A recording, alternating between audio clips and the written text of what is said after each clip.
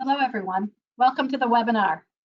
Before we begin, please feel free to ask questions at any time. To do so, use the chat section of the GoToWebinar panel. We'll be monitoring the chat and relaying questions for answers at the end of the presentation. Tiffany, I will now turn the webinar over to you. Thank you, Susan. Welcome everyone to our webinar, The Transformative Power of Difficult Conversations. My name is Dr. Tiffany Carter, and I am the current ASA, CSSA, and SSSA Diversity, Equity, and Inclusion Committee Vice Chair. I'm also pleased to have our committee's Education and Training Working Group Chair, Dr. Eugene Law, with me today. The ASA, CSSA, and SSSA DEI Committee is very pleased to be hosting this webinar. Difficult conversations are the foundation of our work as a committee, so I'm very excited about today's webinar. This morning, I have the pleasure of introducing Dr. John Spilker. He's an associate professor of music and affiliate faculty in gender studies at Nebraska Wesleyan University in Lincoln, Nebraska. Dr. Spilker holds a PhD in musicology from the Florida State University and certifications in the powers of leadership from the Woodby Institute, and he's an alumni of the Social Justice Training Institute. He's the current chair of diversity and inclusion for the Society of American Music, and he's the leading humanities consultant for the NWU Howard Hughes Medical Institute Inclusive Excellence Grant. There are several other things I could say, but I don't want to take up too much time. So with that, I'll turn it over to Dr. Spilker. Thank you for that introduction, Dr. Carter. As she stated, my name is Dr. John Spilker. My pronouns are he, him. Thank you for welcoming me as a guest in your space. Today, as we discuss the transformative power of difficult conversations, there are a few things that I would like to cover. Just so that we're all on the same page, I'm going to give you a little more background information about me. We will discuss transformative experiences, and I'm going to share a few guiding resources that you can use to have difficult conversations. These guiding resources will include both working definitions and foundational concepts. And finally, I will share a few resources for additional learning. So let's get started. I want to begin by acknowledging that I am currently on the traditional land of the Ponca, Pawnee, Omaha, Oto-Missouria, and many other tribes. I acknowledge the devastation of colonial warfare and cultural genocide that separated these nations and all indigenous peoples in North America from control of their homelands. I also recognize the continued presence and resilience of indigenous communities and nations today. Land acknowledgement is not enough. We have to work together toward reparative justice. And I hope that this webinar provides some space to consider the learning and actions that we can undertake. I want to thank Eric Hung, Director of the Music of Asian America Research Center, for writing that land acknowledgement. Each academic year, I teach 6 different diversity instructive courses using a discourse instructive methodology and project-based learning, and they're diversity instructive courses. And I partner with students in Nebraska and community members to facilitate difficult learning conversations on a daily basis. However, nothing about my formal education, spanning 1983 to 2010, was ever related to diversity, equity, and inclusion. Quite the contrary, music remains a highly technical language that only inside practitioners can understand and use. So my discipline is also grappling with difficult conversations about diversity, equity, and inclusion that nobody was trained during their formal education to have these conversations. In music, we're socialized to focus on the notes, the structures, the page, the sound, and rehearsals of the classical art, to the exclusion of the difficult issues that people who make and consume music face, and the diversity of musics that are thriving in our global marketplace. Of course, like many of you, I am committed to being a lifelong learner. That's why we're here today on this webinar. Part of that commitment has led me to focus on transdisciplinary research. Wobbe and Stoddard define transdisciplinary research and collaboration as colleagues from natural sciences, social sciences, and humanities working together on generating solutions toward persistent, even intractable legacies that impact our global, national, and local resources, both human resources and natural resources. They're at Worcester Polytechnic Institute, and they published the book, Project-Based Learning, in the first year. During my ongoing DEI research and teaching, some of the most helpful essays and articles have been focused on STEM because our disciplines share highly specific technical language and a vital sequencing of coursework. I have a book that will be released in early 2024, and the STEM-based essays that I've read helped me and my co-editors on that book do the work of repair and reconciliation. DEI work is the work of repair and reconciliation, and it's hard work. For me, for all of us, to make repair in our communities, we have to acknowledge the validity of people's experiences, especially those who have been pushed and kept at the periphery of our communities. But we will discuss this a little more later. Along the way in my journey, I really started thinking about things differently and more deeply when a chemistry colleague recommended that I read The Immortal Life of Henrietta Lacks. I realized scientific data are people. Why isn't music viewed as people? Music relies on people, and it is a form of communication.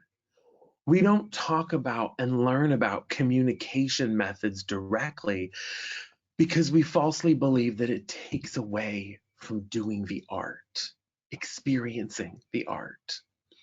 That is why I have invested in intergroup dialogue training, which is foundational in my daily facilitation in the classroom.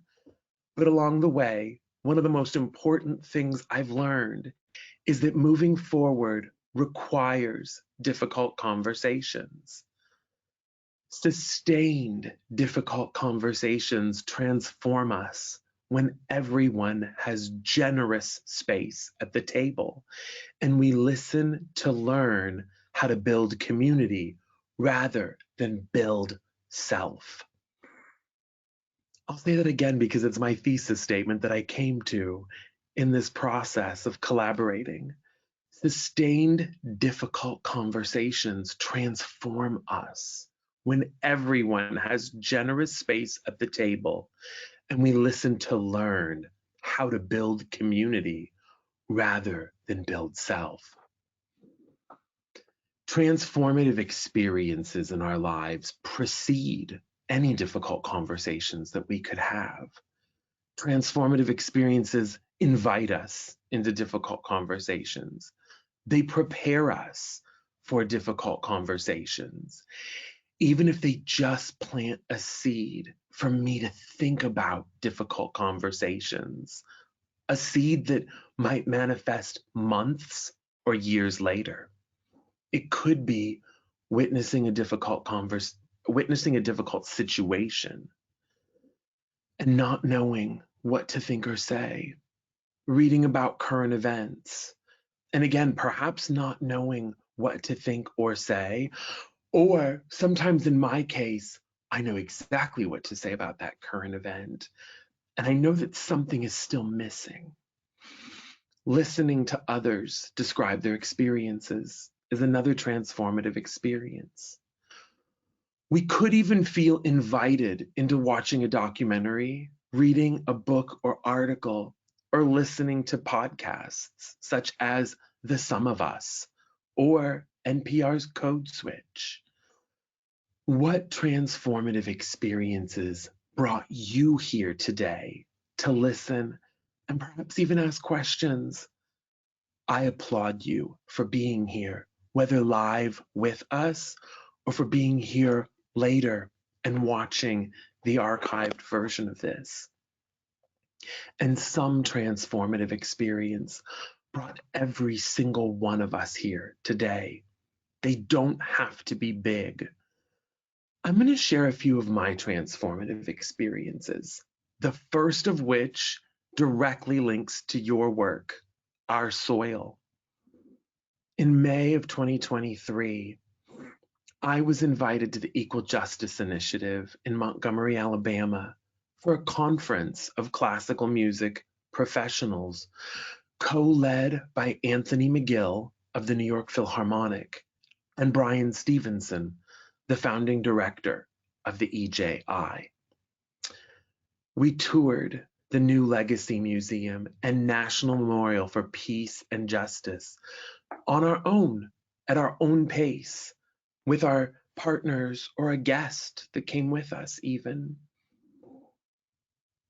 Clara Duvernay is the leader in charge of those EJI sites, and their nonviolent, welcoming love was felt in their generous invitation and hospitality that they extended. We had difficult conversations. We learned about and discussed ways to strengthen our classical music communities in order to address the legacy of racial inequality that persists in the United States.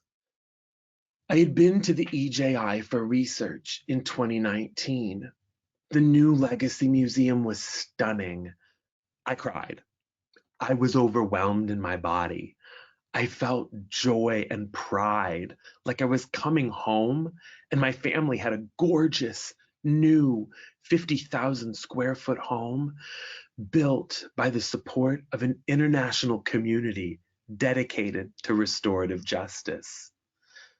While I was there, I saw the new wall of soil jars, different from the wall of soil jars in the previous Legacy Museum that started in 2018.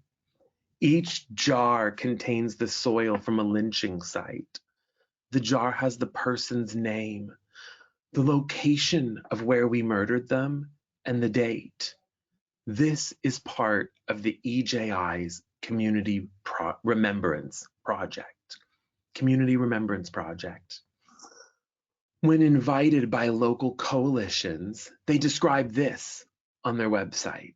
Quote, the EJI collaborates with communities to memorialize documented victims of racial violence and foster meaningful dialogue about race and justice, close quote. Every step of this process would involve sustained, difficult conversations in a community that wanted to reach out to the EJI. Community remembrance is one active, involved way to do the work of repair. To me, this wall is a work of collaborative art. Thousands gather the soil, which contains the blood, sweat, and tears and DNA of our ancestors who worked this soil and built the infrastructure that became this nation and its institutions. And when I say our, it was all of our ancestors who built the infrastructure, including its problems and possibilities. And at any time there are problems, we also hold the solutions in our community together, in the people in our community, in collaboration. And I'll say more about that at the very end of my presentation. Mary Lyons of the Leak Lake Band of Ojibwa said, quote, "When we talk about the land, land is part of who we are. It's a mixture of our blood, our past, our current, our future. We carry our ancestors in us and they're around us, as you all do." I got to see the jar for Will Brown. I spent the time to look for it, who Nebraskans lynched on September 28, 1919, in a public spectacle witnessed by thousands. I wanted to see Will Brown's soil jar on the wall in Alabama because I was at the Douglas County Courthouse in Omaha on September 28, 2019, when hundreds of Nebraskans gathered to commemorate Will Brown on the 100th anniversary of his lynching. Today, we can visit the Douglas County Courthouse to see historical markers that honor Will Brown and also George Smith, who Nebraskans lynched there in 1891. Omaha is doing its work together. One day, I hope that people in Nebraska City and in Valentine, Nebraska, may feel called to do their work together, because Nebraskans lynched Henry Martin and Henry Jackson in 1878 in Nebraska City, and Jerry White in Valentine in 1877. I don't live there. I would be a guest in their space. I cannot invade their space and do their work. They must be committed to doing the work themselves. First, by having their own transformative experiences, which will lead to a series of difficult conversations. I'm going to pause for a drink and a deep breath.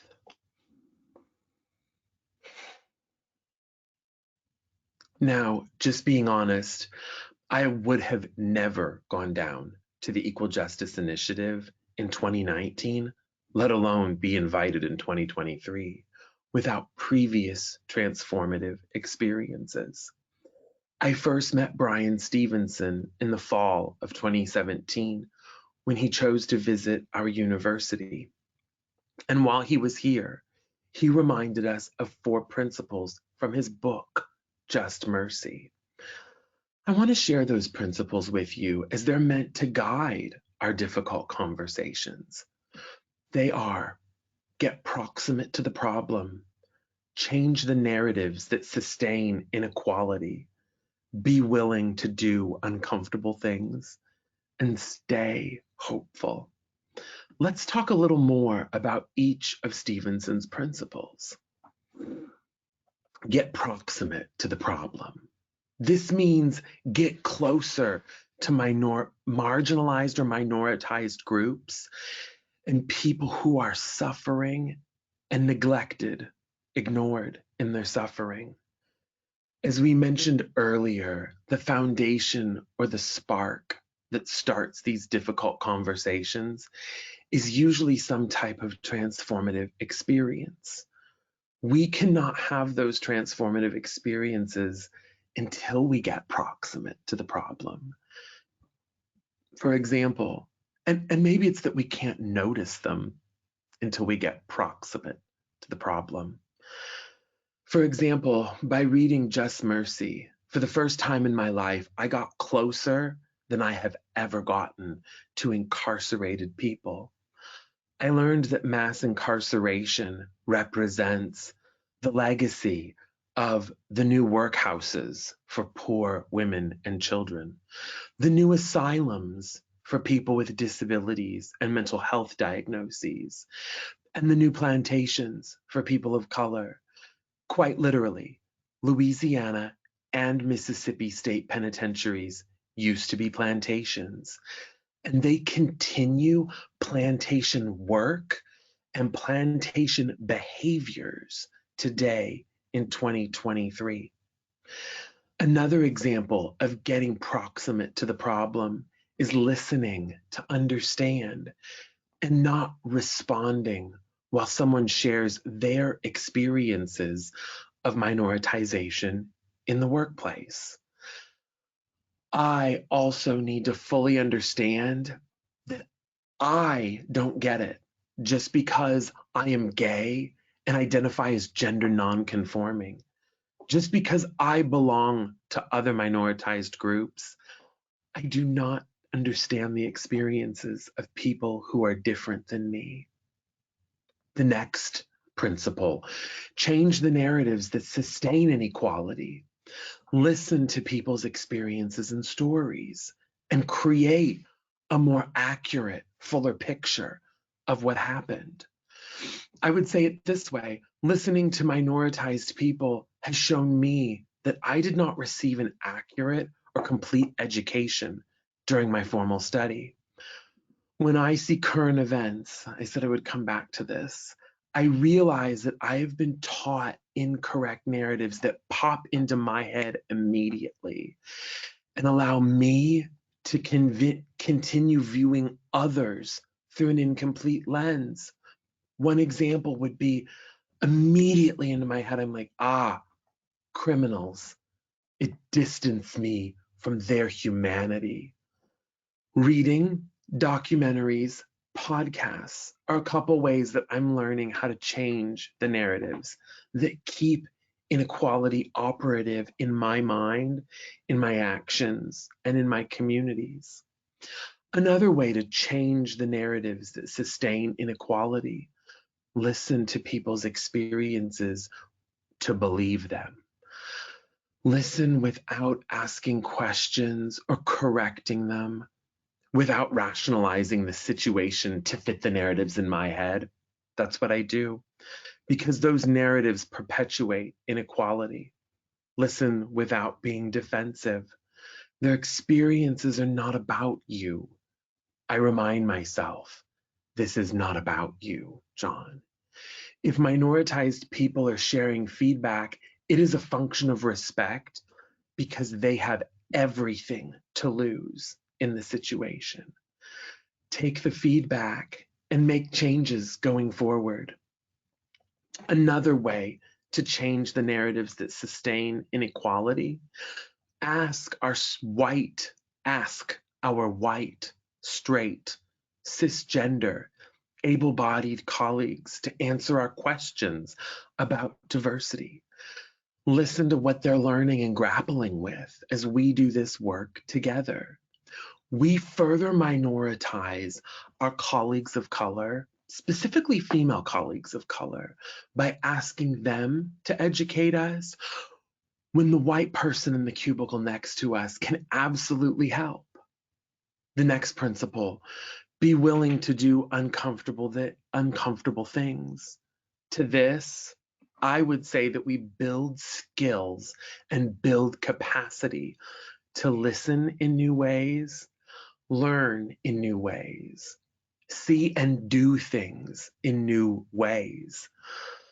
We practice dialogue that makes room for multiple perspectives and creates new understandings, new questions, new processes, policies, and procedures.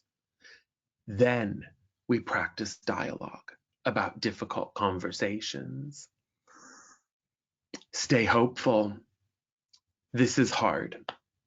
I would say it this way, because we understand that it takes a long time, lots of practice and work to build bridges. And that's quoting a leader in Lincoln, Nebraska, Reverend Kirsty J. Engel. It takes a lot of humility to stay at the table.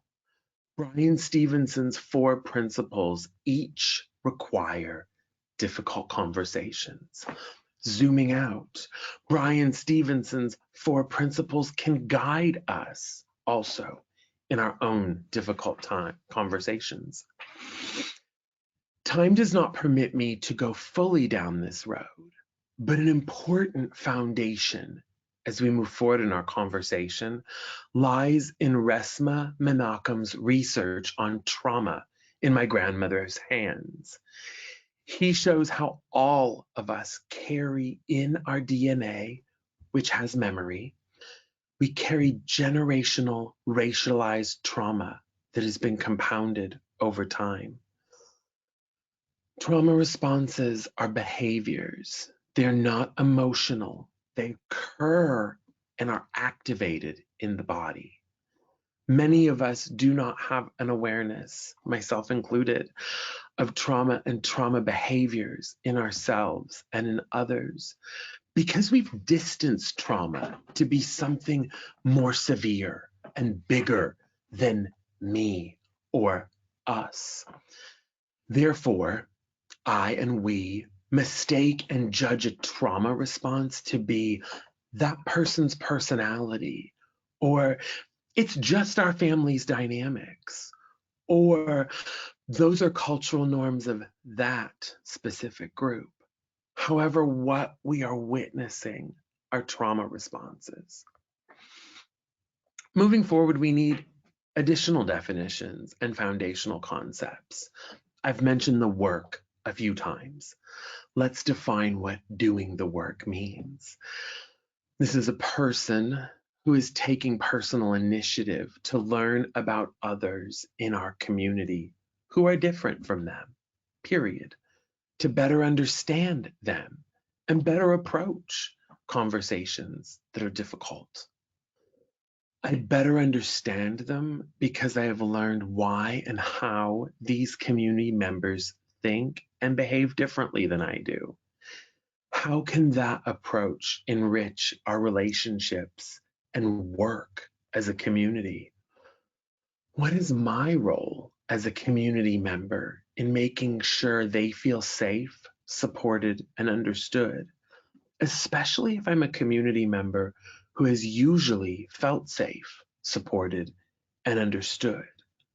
Circling back to my soil jar experience, one of the ways you can do the work of repair is simply by visiting the EJI website, eji.org.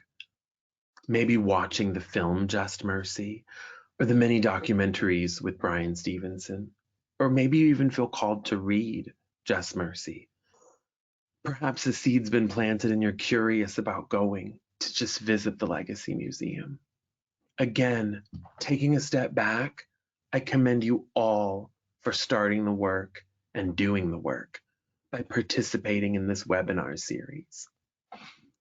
It's important to define intersectionality.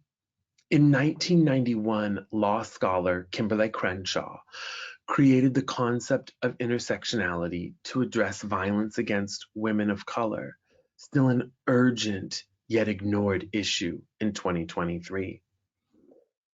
Scholars Bolitzer, Castillo-Montoya, and Williams created 5 central components that define intersectionality for teachers. They assert, quote, taken together, these 5 aspects of intersectionality draw attention to the ways that multiple aspects of identity may interact and provide a framework for countering the social, political, and institutional structures that marginalize individuals and groups. First, multiple categories of identity, including but not limited to race, class, nationality, gender, language, sexuality, ethnicity, and culture. Multiple categories interact within individuals and social groups, as well as across groups to produce unique experiences.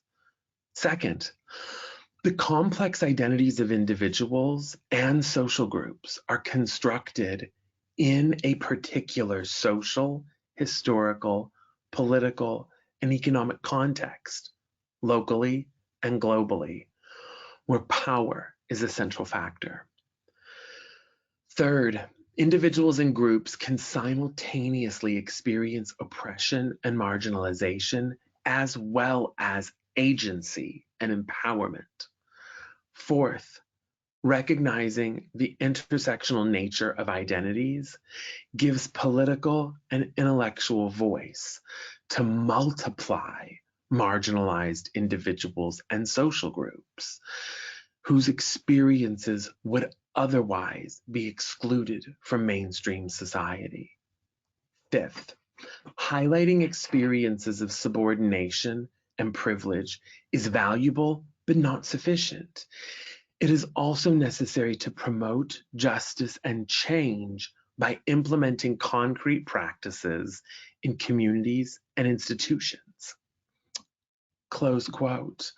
Again, I want to lift up gratitude for Bolitzer, Castillo-Montoya, and Williams for those 5 principles that help us understand intersectionality.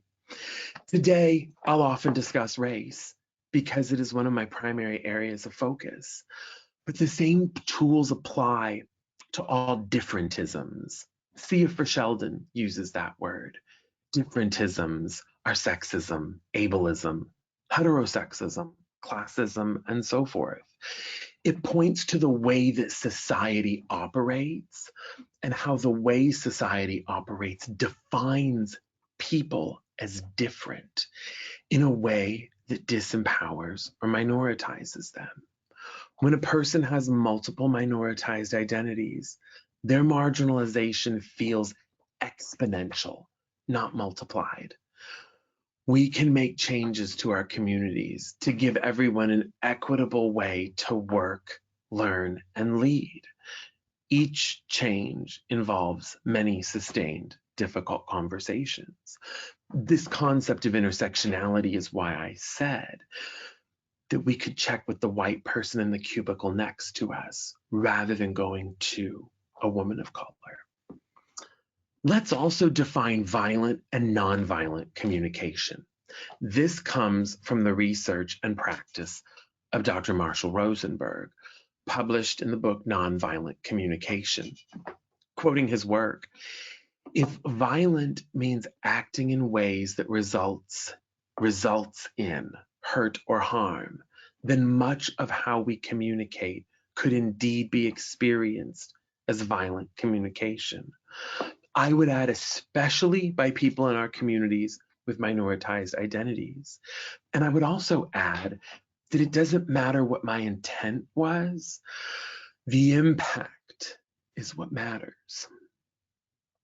Violent communication includes judging others, bullying, having racial bias, blaming, finger pointing, discriminating, speaking without listening, criticizing others or ourselves, name calling, reacting when angry, using divisive rhetoric, being defensive, judging who's good or bad, or judging what's right or wrong with people.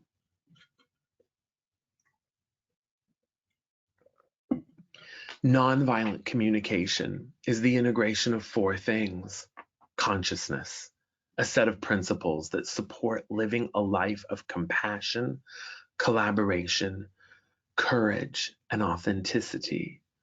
Language, understanding how words contribute to connection or distance.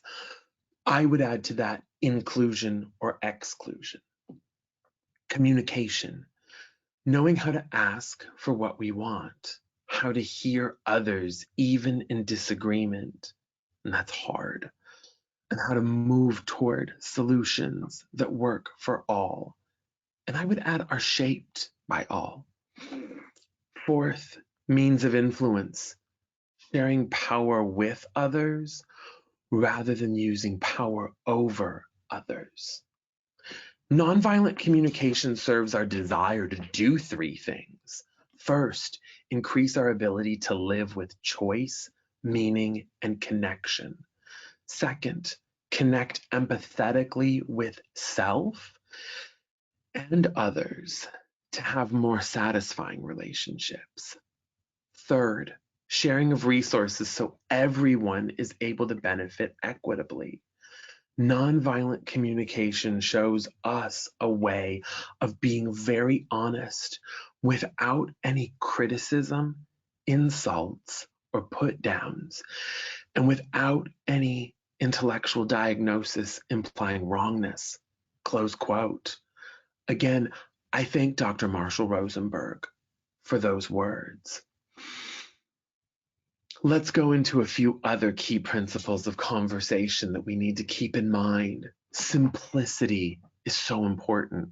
One of the big goals in difficult conversations is this: stop talking and listen to believe and understand.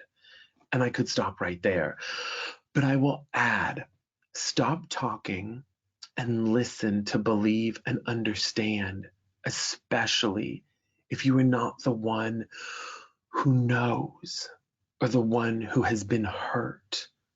And that's tough because I'm socialized to always know. The concept is really very simple, but I and we have been taught how to complicate communication, usually in order to gain people to win. For example, it was revolutionary during my PhD when a professor said, "It's always okay to say, I don't know. In fact, it's urgent that you say, I don't know."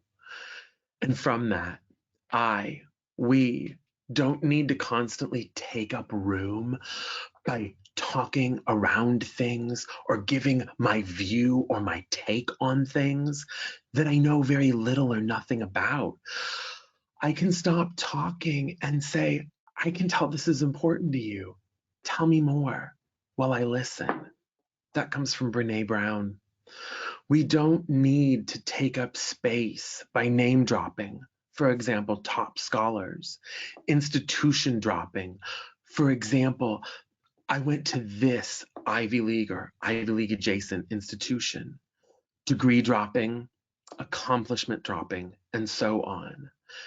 Now look, I and we have done these things, and I'll do it again. This type of behavior makes me look like a jerk. I'm not showing up to be a community member when I do that, to be a community member who wants to do the work for the community. I'm showing up and doing those behaviors because I'm making it about me. It doesn't add anything to the conversation. It's me showing up to feel special.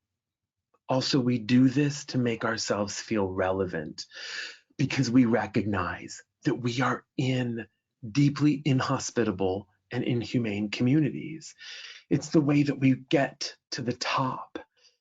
Rather than taking ownership for our role and stopping it, we perpetuate it to either keep ourselves at the top or to claw our way to the top of the crab barrel.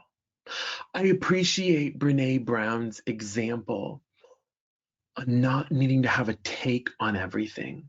And it comes from her book, Braving the Wilderness, an excellent resource for difficult conversations.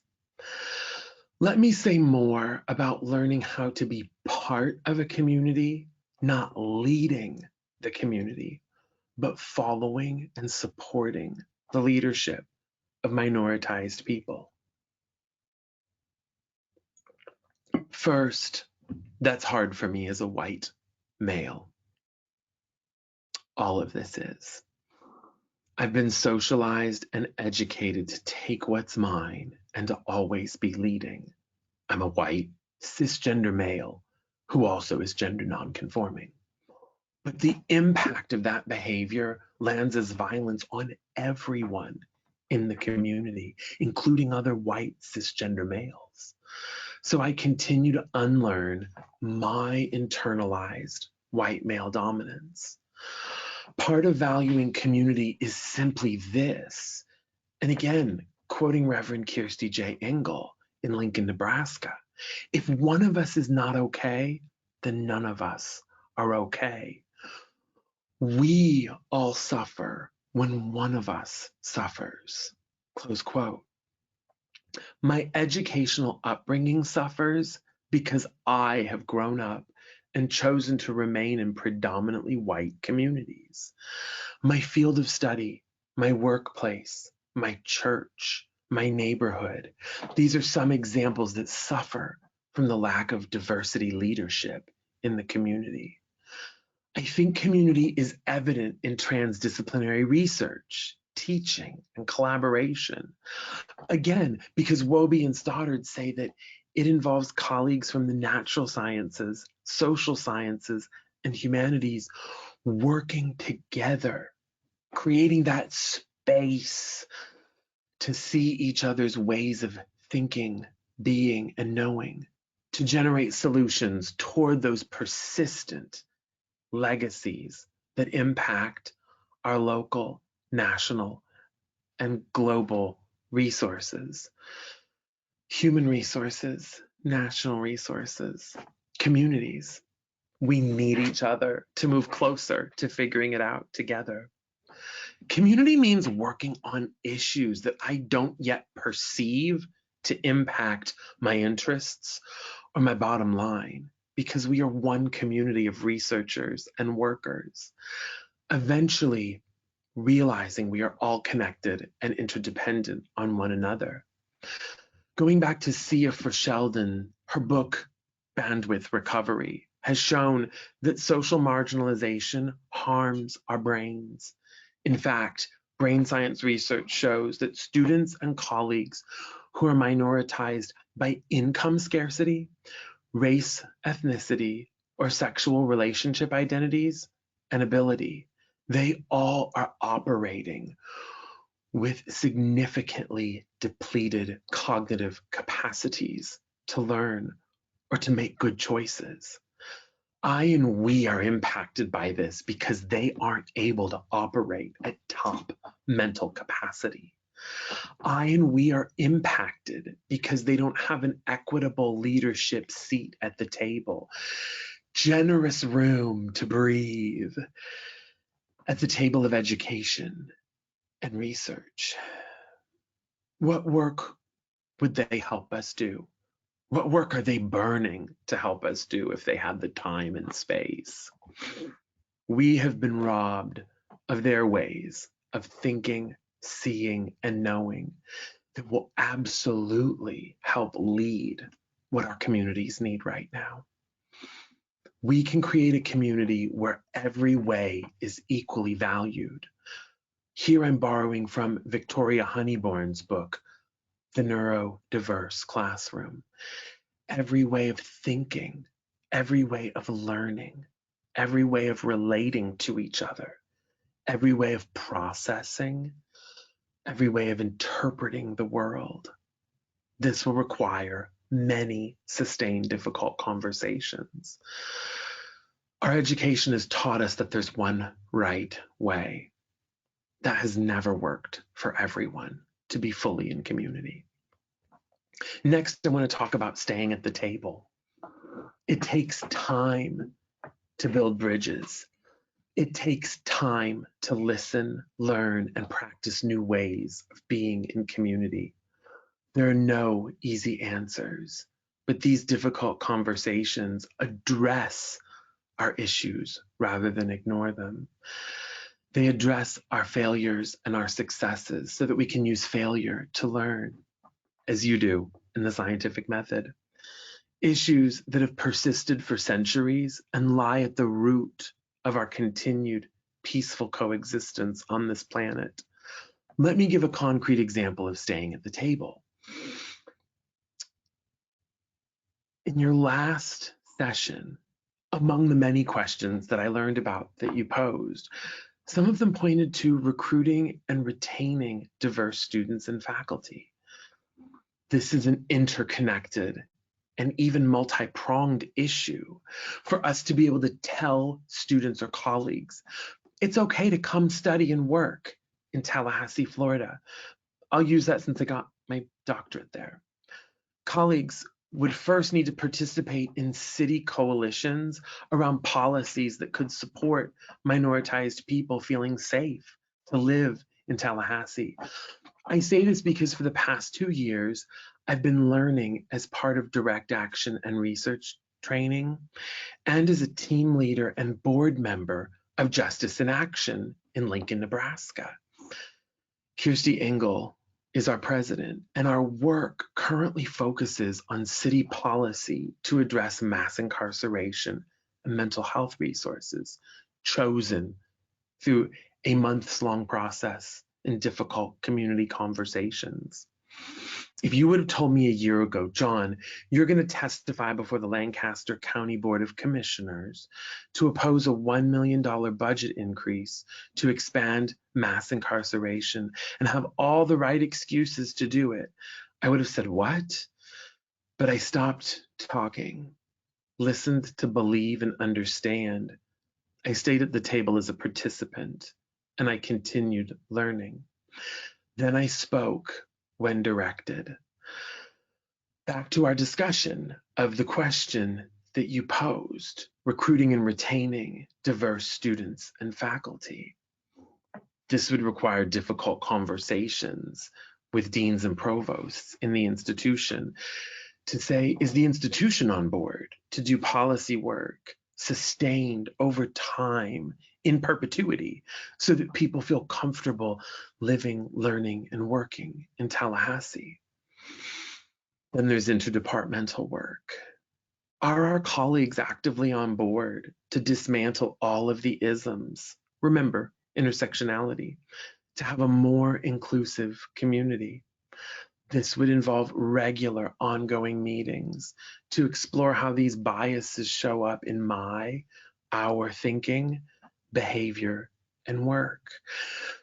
Because these biases will always show up, and it's part of doing the work.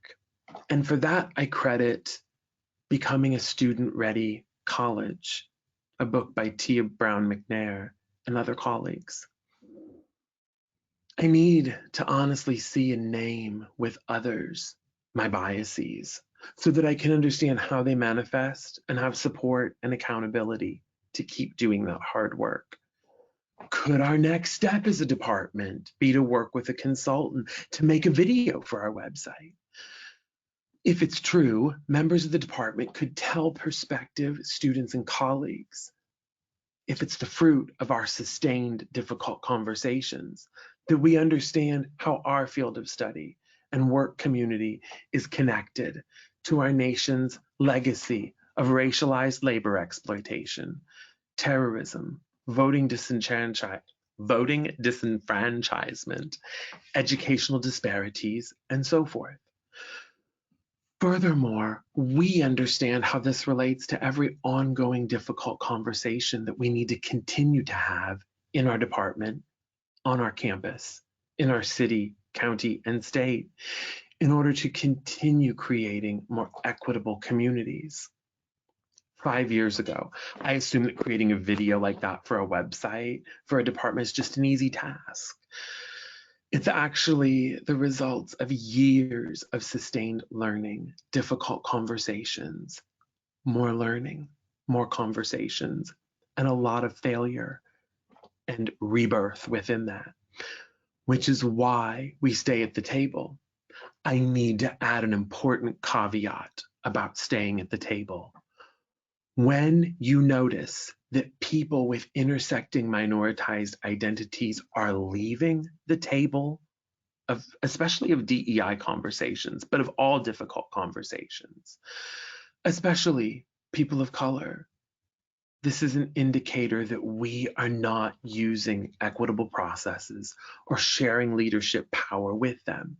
And this can be fixed by having difficult conversations and inviting them to shape those changes to policies, practices, and procedures. Listen to understand, listen to learn empathy. The ways that I've experienced this world is part of the problem. The ways I've been trained in white society about education, work, professionalism is part of the problem. The fact that I never knew this is part of the problem. I have not learned an honest, complete history. That's part of the problem. Therefore, that leads me to develop cultural humility, that I'm a part of a culture, white culture, and it invites me to consider, how am I part of the problem? My thoughts and actions absolutely are part of the problem. Even though my education taught me that my ways of doing things is the one right way, That's simply not true. In fact, my way of doing things is another narrative that sustains inequality.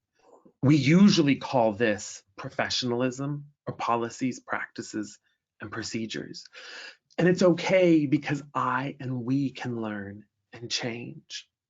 Again, this requires me to listen and not speak because these conversations are difficult because of me too. They are difficult because of everyone involved, and we can do it. However, I can be listening quiet. I can be quiet and listen. For example, even if I was there and even if I saw it, I didn't experience it the way someone else did.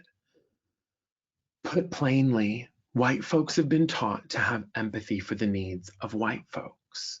Men have been taught to have empathy for men's needs. The wealthy and even the middle class have been taught to have empathy for the wealthy and middle class, and so forth. Remember intersectionality and all of the differentisms.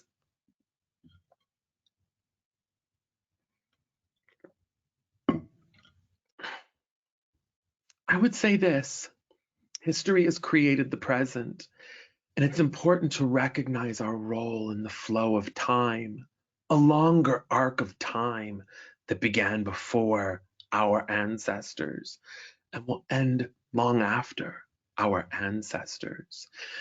In closing, on July 12th, my brilliant colleague, Dr. Samantha Bassler, posted a metaphor for repair that she found online.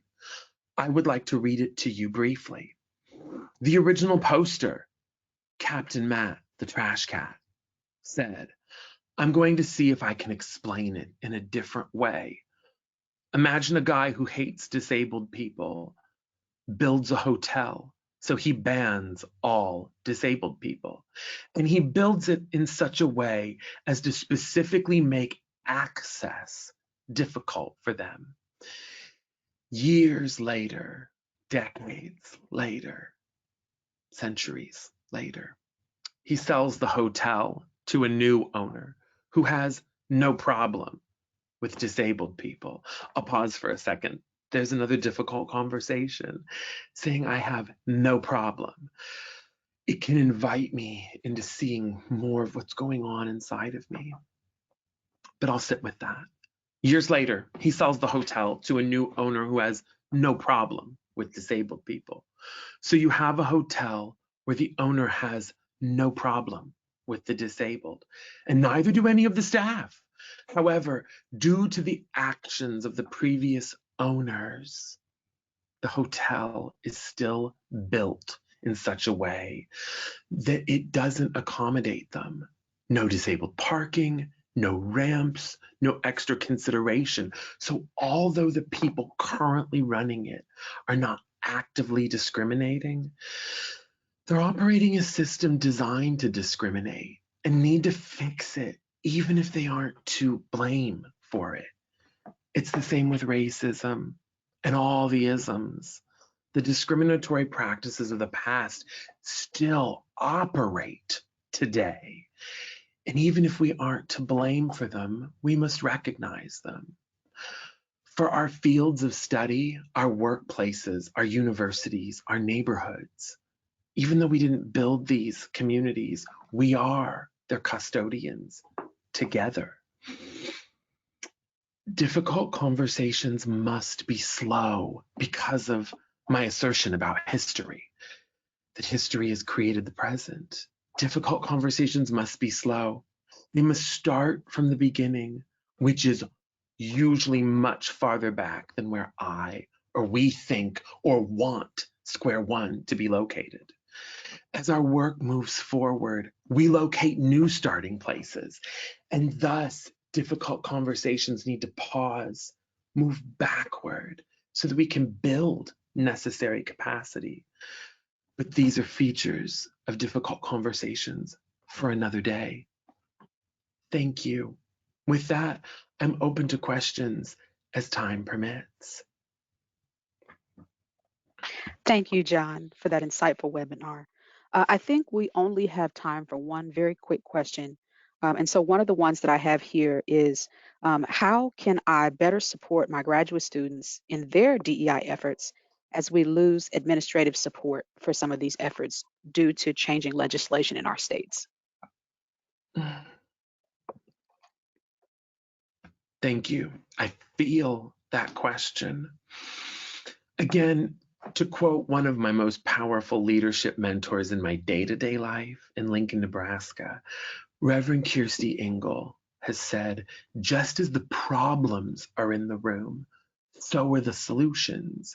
And that means each of us possess skills to address the problems together. Tiffany, will you repeat the question one more time just so I can sit with it? Yes. How can I better support my graduate students in their DEI efforts as we lose administrative support for these efforts due to some of the changing legislation in our states? Thank you. I would go back to my example that how earlier in the presentation, I said, how could we signal to people, let's say in Tallahassee, Florida, I picked the state on purpose, right? And there's going to be city coalition work. There's going to be tough conversations where the dean and provost tell us no. And then there's interdepartmental conversations. What do we do when the dean and provost tells us no? I would recommend seeking consultants to talk. We do that all the time at Nebraska Wesleyan University. I'm never used as a consultant. Because I'm an insider, I carry my own baggage with me in my institution, as everyone does. And so the ability to bring a consultant to work with you, they don't have that institutional baggage. And I'll say this too, I have colleagues at Florida State University where the provost has said, ignore all of the legislation, all of it. Continue on your path with diversity, equity, and inclusion work. I have a colleague at another Florida institution in the Panhandle where all committees have been disbanded, where faculty have been given a list of every word that they're not allowed to use. Many of those words are in this presentation today. Being alive is now a crime, even though it's not at all a crime. And so we have to get creative. One thing that Reverend Kirsty Engel drew to my attention that's been a part of my ongoing training is the King Center in Atlanta. They amplify MLK's 6 principles for nonviolent living. I'm going to go and get that training. It's online. And one of those principles talks about how our solutions have to be creative. Just the question you brought me, Tiffany. Multiple different types of difficult conversations. And consultants can help us parse through those and say, hey, I see these structures, because that will help embolden your graduate students who, by the way, if your graduate students bear a minoritized identity, they first and foremost need to be seen as future Dr. So-and-so, comma, soil scientist. I'll put in one possible degree. And we're trained to socialize and see people with minoritized identities as the diversity expert, to amplify their work in the soil science world. If I may use you as an example, Dr. Carter, we need to see you as Dr. Tiffany Carter, soil scientist. I'm socialized to see you as a Black female, as Dr. Tiffany Carter, DEI expert. Thank you, John. I appreciate that. Well, that's all the time we have for today's webinar. There were one or two other questions in the chat, and so we will forward those on to John, and he will be able to answer those. Thank you, John, again, for sharing that insightful information about difficult conversations. Personally, I look forward to trying some of these techniques in my communication. Everyone out there, watch your emails for a very short survey on this webinar and for the announcement of our next webinar, which will be held in early October. Again, goodbye, everyone, and thank you for attending.